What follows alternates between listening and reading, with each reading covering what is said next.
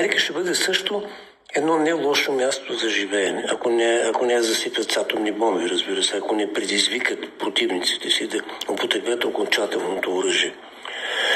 Но Америка няма да е пакс, няма да има пакс. Ще има американо, но няма да има пакс.